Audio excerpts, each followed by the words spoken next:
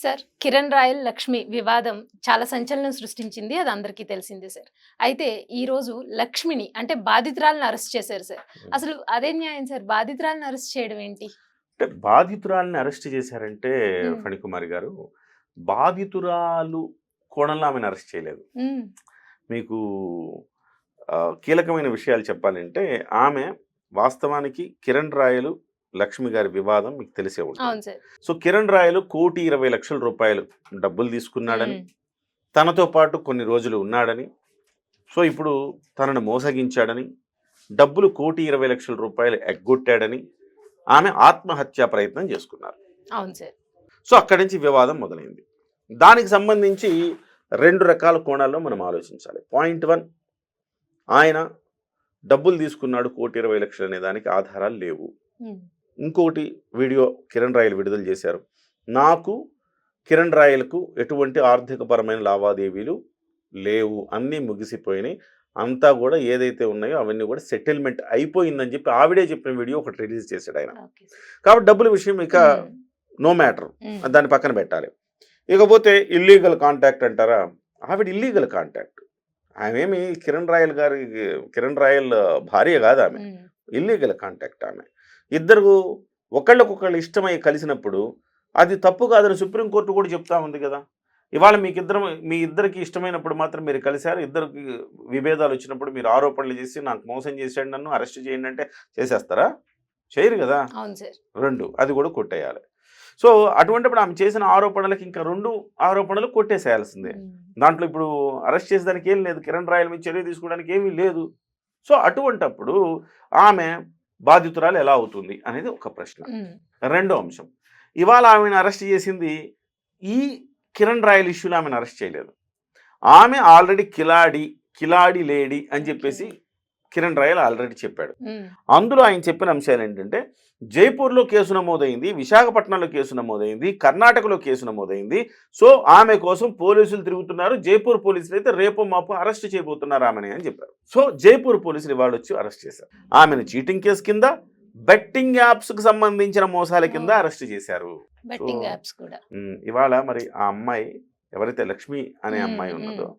ఆ అమ్మాయి మరి ఈ రకమైన ఆరోపణలు ఒకవేళ డబ్బులు అతను ఇచ్చేసారు, సెటిల్మెంట్ అయిపోయిందని ఆవిడే వీడియో చేసింది కదా. అవును సార్. చేసినప్పుడు మళ్ళీ ఇప్పుడు ఆవిడ నాకు 1,20,00,000 రావాలని ఆవిడ అన్నదను. హ్మ్. నిన్న ఆ అబ్బాయితో కూడా మాట్లాడిచ్చి వాళ్ళ అబ్బాయి ఫోన్లో మాట్లాడుతుంటే వీళ్ళు రికార్డ్ చేసి అది కూడా ప్రదర్శించాడు ఆయన.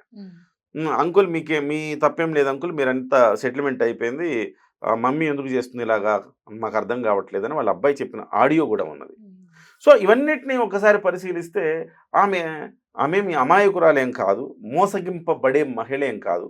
మోసగించే మోసం మహిళ చేసి. హ్మ్. అనేది యాహ్! ఇవాళ తేట తెల్లమైంది. హ్మ్. ఆ తర్వాత నాకు తెలిసి కిరణ్ రాయల్ చేసిన తప్పు ఎక్కడుందంటే, కిరణ్ రాయలు కొంత బెదిరింపులు, చంపేస్తానని చెప్పడం, బెదిరించడం ఇలాంటివి ఆవేశంలో అంటారు గానీ, ఆవేశంలో అన్నంత మాత్రం ఎవడు చంపడు. బట్ ఈవెన్ దో అలాంటి పదజాలం హ్మ్. వాడడం అనేది అవును సార్. తప్పు. హ్మ్. అక్కడ కిరణ్ రాయల్‌ని మనం తప్పు పట్టాలి. ఓవరాల్‌గా దీనికి సంబంధించి జనసేన పార్టీ కూడా రెస్పాండ్ అయింది ఆల్రెడీ.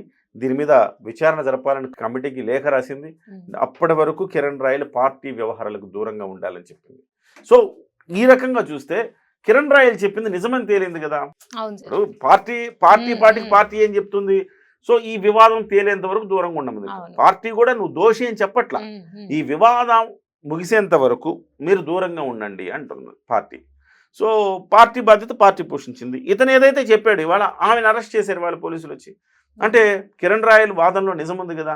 ఆమె అవును సార్. కిలాడీ లేడీనే గదా. హ్మ్. అలాంటి వాళ్ళు ఎంతకైనా తెగిస్తారు. వైసీపీ ప్రలోభాలకు లొంగి ఇవాళ నా మీద ఆరోపణలు చేస్తుంది అంటున్నారు. హ్మ్. మేబీ నమ్మచ్చేమో. ఎందుకంటే వైసీపీని ఓ ఆట ఆడుకుంటున్నాడు అతను హ్మ్. తిరుపతిలో.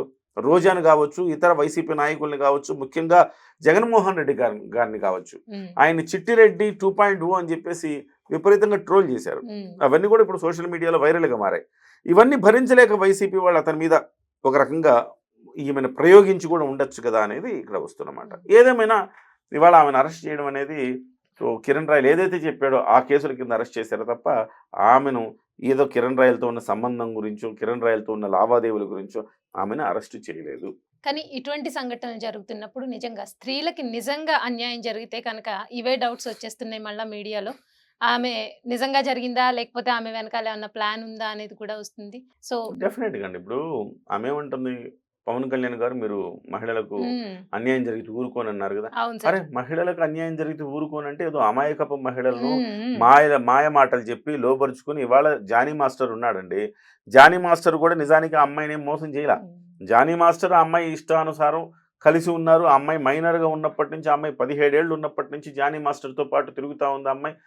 ఇది ఇప్పుడు 24 ఏళ్ళంట ఆ అమ్మాయికి. ఈ 5, 6 ఏళ్లలో బ్రహ్మాండంగా 6, 7 ఏళ్లలో బ్రహ్మాండంగా ఇద్దరు కలిసి ఉన్నారు. మొన్నేమో ఒక సంవత్సరం, 2 సంవత్సరాల క్రితం విభేదాలొచ్చినాయి. హ్మ్. విభేదాలొచ్చినప్పటి నుంచి కొంచెం దూరంగా ఉన్నారు. ఘర్షణ జరుగుతా ఉంది. ఈ నేపథ్యంలో ఆ అమ్మాయి కేసు పెట్టింది. సో, కేసు పెడితే కేసేం నమోదు చేశారు? పోక్సో చట్టం కింద కేసు నమోదు చేశారు. పోక్సో చట్టం అంటే మైనర్‌లను రేప్ చేసిన చట్టం. హ్మ్. సో, ఆ చట్టం కింద పెట్టేటప్పటికి జనసేన పార్టీ కూడా టెక్నికల్లీ అతని మీద కేసు నమోదైంది కాబట్టి అతన్ని సస్పెండ్ చేశారు పార్టీ నుంచి. అవును సార్. సో, అదే కిరణ్ రాయల మీద కూడా గనక అలాంటి కేసు ఏదైనా నమోదై ఉంటే హ్మ్. ఖచ్చితంగా సస్పెండ్ చేసేవాళ్ళు. పోక్సో చట్టం అనేది చాలా పవర్‌ఫుల్ కేసు. సో, అది ఎవరు ప్రోత్సహిస్తారు? ఒక అమ్మాయిని మత మార్పిడి చేయాలని గాని, హ్మ్. బలవంతంగా అనుభవించాలని గాని ఎవరు చెప్పరు గదా. సో, అవును సార్. అది నిజమా? కాదా? అనేది పక్కన పెట్టి అతని మీద కేసు నమోదైంది కాబట్టి డెఫినెట్‌గా జనసేన పార్టీ కూడా నమ్ముద్ది. హ్మ్. అది ఇద్దరి మధ్య వ్యవహారం. వాళ్ళిద్దరూ బాగున్నప్పుడు అంతా బానే ఉంది. అవును సార్. బాలేనప్పుడు బెడిసి కొట్టినప్పుడు ఈ రకంగా ఆరోపణలు చేస్తున్న అమ్మాయిని హ్మ్. జనసేన పార్టీకి తెలీదా? తెలుసు. కానీ ఏం చేస్తది? సో, పోక్సో చట్టం అనేది పెట్టిన తర్వాత అంత పవర్‌ఫుల్ కేస్ పెట్టిన తర్వాత డెఫినెట్‌గా వీళ్ళు కూడా టెక్నికల్‌గా యాక్షన్ తీసుకోవాలి కాబట్టి టెక్నికల్‌గా యాక్షన్ తీసుకున్నారు. ఇవాళ జనసేన కిరణ్ రాయల మీద కూడా అలాంటిదేమన్నా టెక్నికల్‌గా కేసు పెడితే టెక్నికల్‌గా ఇతన్ని కూడా హ్మ్. సస్పెండ్ చేస్తారు. కానీ ఇక్కడ ఒకటి గుర్తుంచుకోవాల్సింది ఏంటంటే జనసేన పార్టీ కూడా ఇందులో ఆలోచనలో పడింది ఏంటంటే ఇక ప్రతి ఒక్కళ్ళు ప్రతి మనిషికి వాళ్ళు ఏ పార్టీ వాళ్ళైనా ఏదో ఒక వ్యవహారాలు ఉంటాయి. ఆ వ్యవహారాలను అవును అడ్డు సార్. పెట్టుకొని వాళ్ళ మీద వరుసగా ఆరోపణలు, దాడులు చేస్తా ఉంటే